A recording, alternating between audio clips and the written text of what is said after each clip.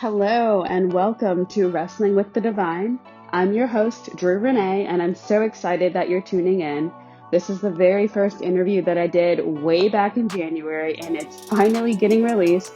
And I'm so excited for you to hear this because my very first guest is a woman named Anne Jirsch, who is amazing, and she has inspired me beyond measure, and I can't wait for you to get to know her because she is chock full of so much information, so much personality, and so many stories, including client stories and transformations, and you can hear all about them during this interview. Just a bit about her before we dive in. Anne Jirsch is a London-born professional futurist with a large worldwide following. Her client base includes heads of industry, politicians, and celebrities from the world of film, music, and sport. She is the best-selling author of 4 books: Instant Intuition, The Future is Yours, Cosmic Energy, and Create Your Perfect Future, which are all chock full of exercises to help you build and grow your intuition.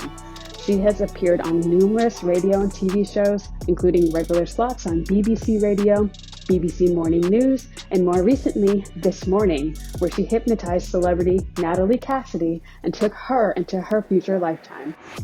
Dubbed the Queen of FLP, Anne travels extensively with her sellout workshops and seminars, and Anne's FLP Training School is now in 20 different countries.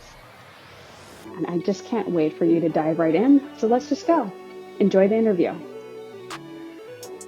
All right. So, how are you doing, Anne? Yeah, good. Yeah, it's just been, I'm just kind of, I have to plan out what I'm doing. You know, it's like you have too many opportunities, too many things to do, and you can jump around. So about once a week, I have to go, right, what's the most important thing right now? What's the most urgent? And urgent and important aren't always the same thing. Then go work on that. Then I'm going to set that up. Then I'm going to do it. So yeah, so today I've been organising a few things. I'm working on one project. One project, Just the one? Well, that's exactly it, because otherwise I'll be working on 10 and it will get jumbled. So if I steam in, the one will get done, then I can go on to number 2. But every time we change direction, we lose 40 minutes. Whoa, wait, where? They've done some studies, and that's what. So the thing, you know, it's like you think, oh, I better go and answer some emails just as you're writing something. When you come back, you've lost where you were and you've lost your flow, and it'll take you 40 minutes to get back to where you would have been. So you lose so much. So, and we go, well, I better write that blog, and I better put that on social media, and it all jumps around. So the more we plan, the more effective we are. So I've got a big event on Tuesday with Arabs. I work a lot with Arabs. And so today I just dedicated it because I kept finding a bit of information here and working on it. I thought, today, I won't see any clients, I will get that set up. And I've done just by concentrating on that one thing. I haven't answered emails. I haven't hardly done a thing other. I've got stuck into it. I love that. And so how do you use your intuition to plan out your days and prioritize? Yeah, what I do is I kind of tune into what is the most important thing. There's a brilliant book called The One Thing. It's one of my favorite all-time books, and it teaches you what is the one thing you need to be. It's like you could be known for 10 different things. That's not what you want. You want to be known as, most people, you know them for what they are. You know exactly who they are and what they are and what they do. So it's almost the one thing really brings you back to base. It's a really good book, and it needs rereading once or twice a year just to get you back into that frame of mind. So yeah, intuition will make me think that project's going to work. With another one, I'll be thinking I can't really feel it. You know, that one doesn't feel right. So I kind of get an instinct about and I get a feeling about what's coming up. Maybe sometimes we get an instinct and go, oh, I'm going to get a call from such and such a country. No idea who it is. And you just get that vibe. So yeah, I do use my intuition. I love that. And so can you tell me a little bit about how you started to use intuition in your life and what brought you to become this intuitive master of sorts? Well, I basically, my grandmother was an intuitive. She read the tea leaves in the East End of London. She was a tea leaf reader. She was a fortune teller, basically. And so I'd watch her, but I never, ever had any of those intuitive feelings. And so once I watched her, I used to try and have intuitive pick up things into, and I never ever did, not once, not even by guessing, never got it right. But it taught me that intuition works. So what I started to do was study how intuition works. I've been doing that all my life. Wow. So that's funny, because I think a lot of people think that intuition is something that comes naturally, or it should come naturally, and if you have it or you don't. But from what it sounds like, you really had to do a lot of focused study. Yeah, it didn't come naturally to me. All right. So you were just talking about how it took you some time and you had to do a lot of studying to build up your intuitive skills. Can you tell me what that journey looked like? Yeah, it was weird, because I'd sit there and try and just know something like my nan would. I'd sit there and I'd go, oh, there's going to be such and such happen in some part of it. And it never ever happened, not once ever. But what I did back in, remember, this is the late 60s, and there weren't books in the local bookstore. You couldn't Google stuff. It was really hard to get spiritual, esoteric knowledge. It was really, really hard. Your local bookstore didn't have spiritual books. There wasn't the big mind, body, spirit section that you get today. We didn't have spiritual magazines. It was about then they started to put the stars each week, but they were just like, oh, Pisces, today you're going to, it was nothing much. In the library, now and again you'd get something, but it would usually be something pretty obscure. So there was one bookstore in London, and we used to save up money and go to the one esoteric bookstore, Watkins, who are now my publisher. And it's funny how things come around in a big circle. It's just amazing. But what I did was, in my late teens, I went off to India, because that was where people went to gain enlightenment. And I just figured if the Beatles went there to find enlightenment, it must be right. It's like you just follow the pop star. Oh, they said it's right. So I went off to India for a year, and in that time, a lot of things changed for me. And it was on the way back I started to know things. I just started to know things. What happened, it was the weirdest experience, because I went to the ashrams and I'm trying to meditate, which I'm absolutely rubbish. Even now I'm still rubbish. I fidget, and I'm not very good at sitting still, and I try all these things and follow the teachings. And then when I was in Calcutta, there was a beggar sitting on a mat, and so I started talking to him. I was just drawn to him, and I noticed other people were, and he ended up like my guru, a beggar. So all these gurus there, but the beggar was my guru, and he would tell me things that were mind-blowing. He just knew. I used to say to him, look, people love you. Why aren't you earning a living at this? And he said, I'm taken care of. And it was true, because I'd always take him breakfast. They used to make these pancakes and tea, so I'd make him pancakes. I thought I'd better give him something, otherwise he won't keep. I must have been getting on his nerves, to be honest. I'd keep going and talking to him. And I'd sit beside him on his mat, and people would come up like this, and I'd give him food and give him money. People just gave him things. And I said, well, if you know all this, why are you living as a beggar? And he just said, well, what would I have? And I said, well, a house. I just presumed he didn't have a house. And he said, but if I was in a house, I wouldn't see all these lovely people. And it was the weirdest thing. He said, every day these lovely people come and talk, and they loved him. Everybody loved him. And to me, it was all new stuff. I used to think, how does he know all this new stuff? Of course, it was thousands of years old. All the knowledge he told me about dowsing and past lives and all sorts of things. And by the time I come back, something in me changed. And when I got back, my best friend gave me a pack of tarot cards. Now, I tried to read them a couple of times. Now I couldn't make head or tail of them. What does it mean when that card's next to that one, but that one's up there, and 10 different meanings for each card? I just thought, I can't get my head around this. When I came back, she bought me this pack of cards. I picked them up and I knew what they were. I just knew it. It's like they talked to me. I didn't learn them. I just looked at the pictures, and the pictures talked to me. And that was it. I've never looked back. Same type. And they're quite obscure. Yeah, they're not pretty. They're nothing fancy. But I still work with that. I've been through a lot of these packs since, and they're harder and harder to get hold of. But I just picked them up and knew what they meant. So something had changed from sitting there trying to book learn it. Something in me changed. And from then on, I started to do readings. And then I had what everybody has, loads of people showing up wanting a reading and sitting in your house all day. And so I had to kind of make a thing where it was starting to get overwhelming. So I had to step back from it a little bit and go, no, this is now my job. And I was earning quite good money back then, but I was in sales, and I just one day got up and went, I'm not doing that anymore. And I literally just never went back to the job, just never went back.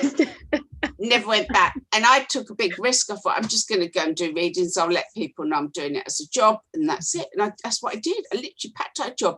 I put a little ad in the local newspaper. There's the only way you could let people know. I had a couple of phone calls, and I thought, I can make that work. And the boss couldn't believe it, because I was on track to keep earning more and more money. It was sales, and I was doing really well, and I hated it. He just went, if you stay here in 2 years, you could be earning ... amount. And it was a huge amount. And my heart sunk. I love money, don't get me wrong, I love money. I think it's important to love money. I want to go on nice holidays and eat good food. But my heart sunk the thought of carrying on throughout my life doing that. So I just picked up the cards. I just took a big jump and just went, that was intuition, isn't it? You just go, that's what I'm doing. And that was it. And that was my path. I've done that now a lot of decades. I love that. And I love that how you do both. Like, you're a businesswoman and you're like this very intuitive, spiritual woman as well. And you bring those worlds together. And I remember us talking a few weeks ago about how you set up shop in like an office, like where there's like multiple offices and multiple people who are running their own businesses. And you were the only woman as well doing your businesses, like surrounded by men. So can you talk about that experience? That was really weird. That's actually the offices I'm in. I've been here a long time now. And what happened was I had offices before, and they were getting knocked down, and they needed knocking down. I mean, we didn't have a lot of money, so we had these bad offices in a bad area. And this come up where I am now, which is a nice place. And my friend actually moved at the same time, Cosima, because she was a beautician and she had a little salon in our old place. So we moved. She had the downstairs office, which I took over when she moved on. So I've got the one on top of the other now. Oh, nice. But it was all men in suits. It was all men in suits that had been in the corporate world and had been made redundant or thought they could set up their own business. None of them are still here, by the way, because they always think that it's going to be easy just to go and run a business. But they were really quite, oh, you're earning a little bit of pin money. You know, they were quite bitchy. Or they'd go, oh, that funny thing you do, and make little comments. And of course, Cosima, she's young and very beautiful, and she worked with makeup. And the world's changed a lot. They wouldn't get away with it now, but they'd make the odd comment about, oh, I wonder if she does massage. Really inappropriate. I mean, you'd get your butt kicked these days for that, wouldn't you? You really would. No, you wouldn't get away with it. But and then what was funny was one day a chauffeur-driven car showed up and picked me up and took me away, and then dropped me off a bit later, and you could see him looking. And then it happened again a few weeks later. Then somebody world famous showed up, and they were like, whoa. And then sporting celebrities, and that's men, that's when you got them. When their favourite footballer comes to see me, boof, they sit down, they shut up, they go a bit quiet. So they're sporting heroes. And do you know, I've had a lot of famous people come here. The girls that have been in the building, you know, that work in various companies, or now there's quite a few with their own businesses, never bat an eyelid. Or they might go, they're so-and-so, the pop star or whatever, but they don't bat an eyelid. The men act like 12-year-old girls. They act like 12-year-old, you know, 12-year-old girls get overexcited and go, oh my God, let's go. That is what they're like. I've had to tell them off for hanging around my door. Really? Well, a famous topless model come to see me, and that was it. That one of them kept hanging outside the door, painting. He must have painted outside my door about 15 coats of paint. I had to send him away. Yeah. So when the very beautiful women, they're like, so it was quite good to kind of, the girls are here. The girls are in business, you know, and I'm still here and you're not. So there you go. But I love business and spirituality meeting. I think it's funny because people have said to me that are in business, when they become spiritual, they've been less successful. They felt because they start to get that attitude of, well, if it's meant to happen, it will happen. Oh, I've got to give everything away. I've got to be so nice. So you do have to have the balance. And so I want to bring some people back to balance. Ooh, I love that. Back to balance. But spiritual people that work in the spiritual field are often not business-like enough.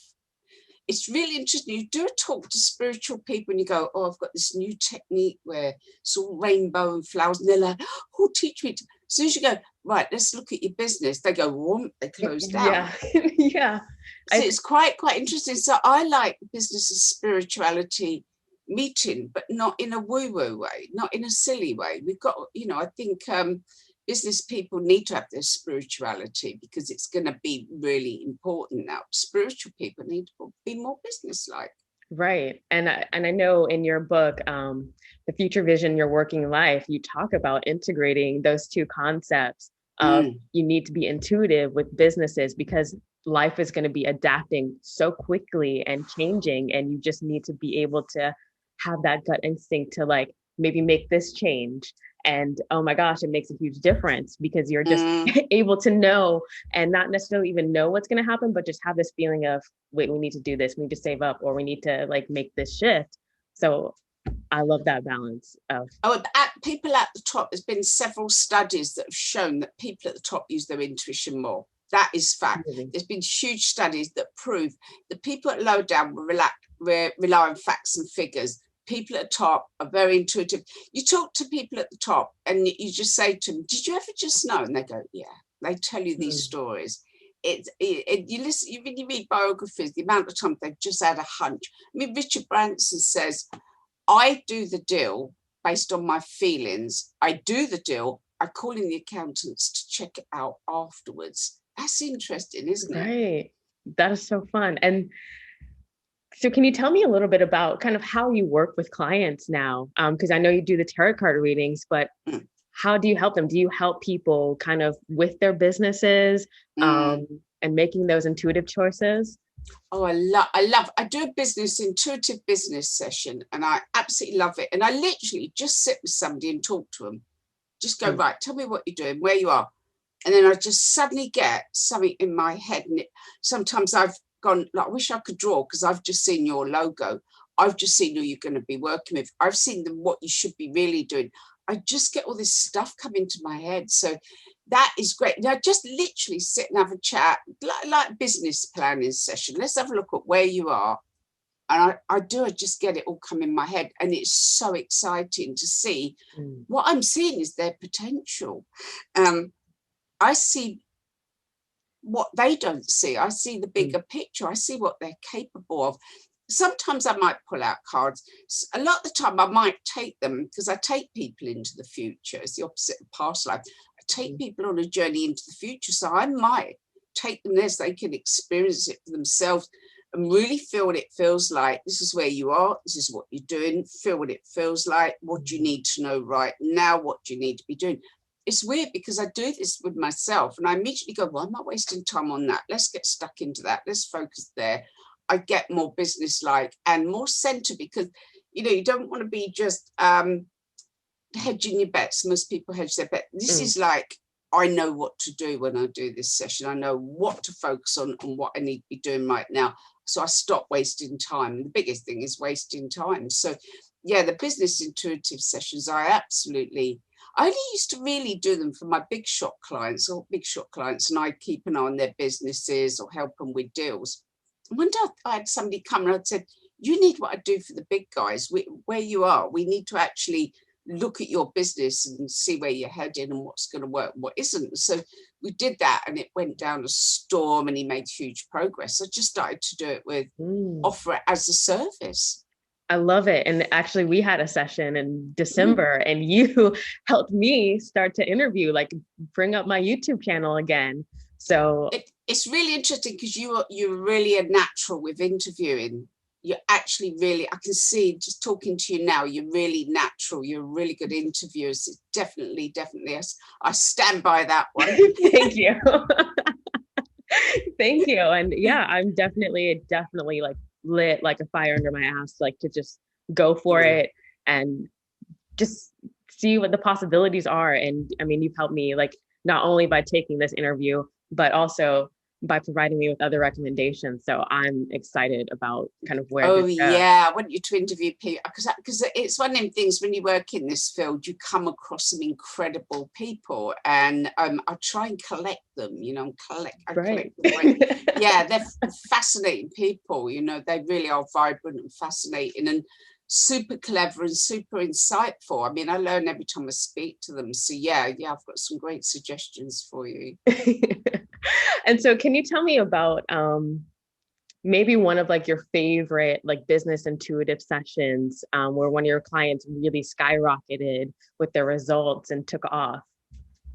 Yeah, I had one a couple of years ago that I really liked because he was really stuck and he was working on something that just wasn't right for him. It was some form of engineering. And I just said, now, do you know what? You're meant to be behind a camera. And he just went, do you know, when I was a kid, I wanted to be a photographer. And I went, yeah, but I'm seeing movement. It's often what we wanted as a kid, it gives us a clue. So anyway, we really looked into it. And he also had a great love of nature. And he just went off out there and started filming things. And it's just like he's been put forward for an award. People, it's almost as if he's got a knack for connecting with nature. It's just how he talks when he's filming. It's just something really special. But whenever he talked about engineering, he was good at it. Mm-hmm. But I think he came from an engineering family. So it's like, oh, you like your dad, you're going to be, you know, it was very much brought up to do that. And he was good at it. You know, he was a practical person. But it's almost as if he looked shut down when he talked about it. So anyway, I can explain it. He kind of looked a bit flat. And I said to him, what else do you do? What do you do in your spare time? And he just said, I love being out in nature. And as he said it, it's like all his energy opened up. And then I got that flash of a camera, I thought. So there's lots of them. I mean, I was talking to a girl the other day and she'd been really bullied at work, badly bullied at work. And her boss is actually inappropriate. And it's funny because she needs her job because otherwise she won't be able to pay her rent. So she can't, and of course, the time we're in, it's difficult to just trot off and get another job. So she was really stuck. And as I'm talking to her, sometimes you can see you're creating a shift in people. I said something about, well, you know, I can't even remember what I said, but it was on the lines of, look, you could end up stuck there for a long time, but you could be starting a business. And I started to talk about the business. And I could see her looking stronger. Then I suddenly said, if you don't do this business, it's a great idea. If you don't do that, you're going to get stuck there. And if you don't deal with that man, and all of a sudden, the warrior woman burst out. I mean, this little quiet, shy girl, the warrior burst out. And she was like this at me. Listen, I'm going to sort him out. I've had enough of him. I'm going to start this bit. And I'm like, whoa, what have we unleashed? But the business, when we started talking about it, was tremendous. She had a really good idea. It was really beyond what most people are doing. It was really a high level. And then she pulled out, she'd had designs, website and everything, but never actually been brave enough to do it. So what I'm telling her I'm seeing, she'd already had designed, but wasn't brave enough to do it. Where this warrior woman come from? Well, it burst out of her and she was going to go and put in a complaint about the boss. She was going to set up her business. She was going to do it. All of a sudden, opened her up. It's like sometimes you're the one to give them that little shove or wake something up. And that's really, really nice. Really nice. Oh yeah. And like so many people we just need that extra permission slip. We need someone who's not our family, who doesn't know anything about us, but to come in and see like what's possible and help us get to that point. And so I know after you do these intuitive sessions, and sometimes you take people like 5 years into the future. What are the benefits of actually going into the future and seeing those possibilities and those potentials? Oh, I love doing that. But the thing is, I love looking at alternate futures, see where you are in 5 years and actually talking to the future and going, okay, how's it going? And often we don't take enough action. And so 5 years we go, oh, I'm still in that job, or I haven't done this. We waste a lot. It's very easy to waste time with the internet and various things. It's very easy to waste time. And we're not hungry enough. I find we're not hungry enough these days. Years ago, we had no option. We'd get out there because otherwise we couldn't feed our kids or whatever. We need to be hungry. So we look at it 5 years. Sometimes people go, well, yeah, I've progressed, but it's not. Then I go, supposing you put all your energy and your total self-belief, you've made all the right moves, where are you? And that's when you get to the amazing stuff. You start to get to the really, really good stuff. And straight away, they sit different, they stand different, they talk different, and they know exactly what to do. But what I do is I anchor that energy, the energy of the future, then I anchor it. I bring the energy of the future back to the current consciousness. And that's when the magic starts to happen. So what they see at 5 years starts to happen much sooner. I like that. Yes. And I know that's probably like such an awesome thing to experience, to see so many people make those shifts and those changes and have like amazing things happen in their lives, like even faster than they expected them. Oh, it's amazing. I had one girl come. She actually came and trained with me in future life regression, and she was quite shy. And she did really well. And then a bit later, she asked if she could come assist and help with the training. And often you do have 2 or 3 people that have trained with you before to come and assist. So I actually looked at her and said, I don't want you to. And she looked, oh, and I mean, no, you've got your own stuff you're going to develop. I just saw it. You are going to develop your own stuff. Wow. And you're not meant to be here assisting me. You've got to go off and set you. So she did. And I tell you what, I saw footage of her. She went out to India and she was talking to 1,200 people. And you could have heard a pin drop. Every one of them was like, she had this energy. She looked like she floated on stage. Then when she wrote her book, she invited me to the book launch. And it's like people there were just captivated by her.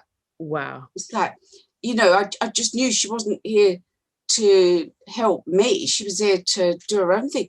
Gosh, it's wonderful when you see that. And it's out people that have come and trained with me. I mean, I think about 10 of them have written their own books now. So you like wave a magic wand over people and like shoot them. It's bringing out their potential, but and triggering something in them. It's one of them things you often find in spiritual fields. You've got the figurehead and the person. Everyone does what they do. And With FLP, we're more of a collective. We bring people up. It's much more powerful if you bring everybody up. It's not about one person. So some of the work we're doing is with teenagers, because it's such a difficult time to be a teenager. What you're going to do with yourself, they're so confused about so many things, and anxiety. I mean, my generation just didn't have all that. We just had to get on with it. And anxiety will freeze you from moving forward. But I'm not developing that. 2 of my best practitioners are working on that, and they put a program together to help youngsters.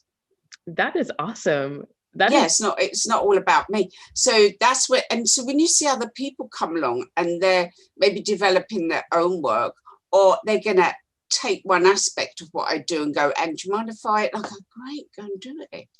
Let's see you go and develop something.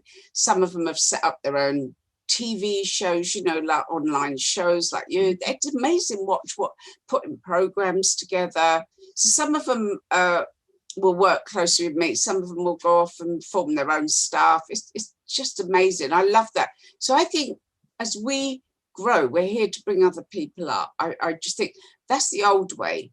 You go back through time, grandmother would teach her granddaughter, the grandparents would teach the grandkids, the elders would teach the youngest, and that's how you learn your skills, and that all stopped. We don't take any notice of old people anymore, and they have got stuff to teach us. So I think as we grow, what's the point of one person reading, studying all their life, then dying at the end of their life? If they haven't passed on some things, what's the point if they haven't passed it on? So you're like creating this awesome legacy, really. Yeah, and they're carrying on building their legacies, and I think that's what we're meant to do. They're creating their own legacies. It's fabulous. That's how it should be. It's about everybody. I mean, everybody can come up, and if we help other people and everyone does well, the world's going to be a better place.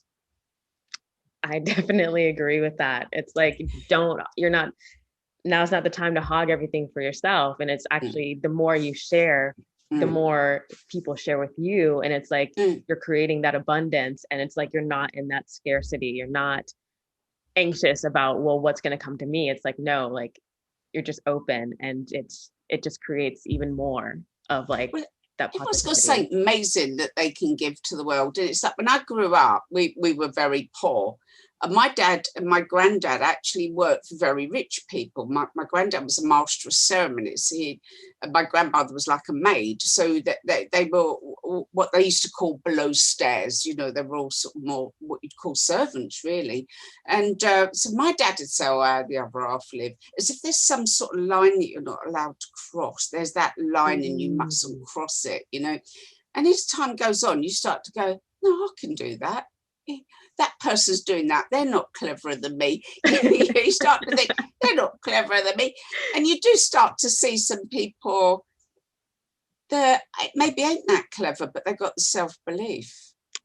And that literally makes everything, like believing in yourself and just having that faith, like it will work out. Yeah, just go in for it. And so I like people with a bit of fight in them. So often people have had it quite difficult, have got a bit more spirit and fight to them. And, you know, I spoke to somebody the other day and I said, you've got what I've got. You get out of bed because you don't want to be poor again. You go for it because you can't afford not to. And I love that. I love having that in me. Somebody said, oh, that's negative. And I went, no, I like it. I like that I've got that. No, I'm never going back there. I'm building something. I'm going to live comfortably. Live comfortably. And I think encouraging other people to see, it's one of them things I've got written on my wall. You help enough people get what they want, you get what you want. I actually think when you bring other people up, you get luckier. I'm pretty lucky. You get luckier and your energy comes up. So you do get back. I mean, you know, if I launch something, there's a lot of people that have got to share it and put it out there. They go, well, Anne helped me, so I'm going to help her. Yeah, for sure. And I just absolutely love that. And we all need like our own like motivating force, something that's really like tying us to like this successful future or just this what's better than. And so it's always nice to have that launch pad of like, I don't want to go back to that place, or like, no, I'm not going to repeat those same like family patterns or anything. So but yeah. And so I know like you actually have a course on intuition. I do. You teach people about intuition and building their intuition. Can you talk a little bit about that? Yes, it's been interesting because there are plenty of books and courses on intuition, and I looked at quite a few, and they are a bit fluffy. They don't actually teach you that much. And so mine's quite in depth. If you really want to know how your intuition works and how you can improve it and how you can enhance it, then it's the course for you. And what I do is there's 10 lessons. And each lesson will take you through a different process. I talk about it, then I'll take you through a process. And you get a worksheet to work through. So it might be psychometry. So I'll explain psychometry. And then you might, then I'll get you to go to a number of people, get objects and hold them. And you hold the object and you just see what you pick up.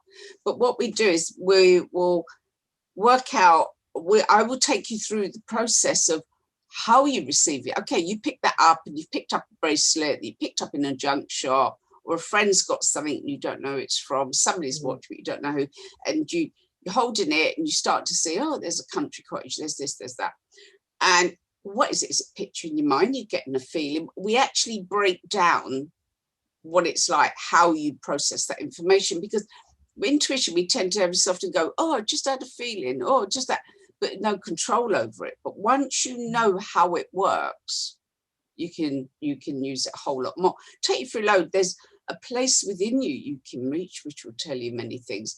I teach you how to travel beyond. The lessons take you through quite a few different processes of how your body gives you signals. Your body will actually your body is intuitive. So tell you how to process your intuitive body and how it works for you personally. So yes, it's got a lot to it, and people are loving it. I've had great feedback from people.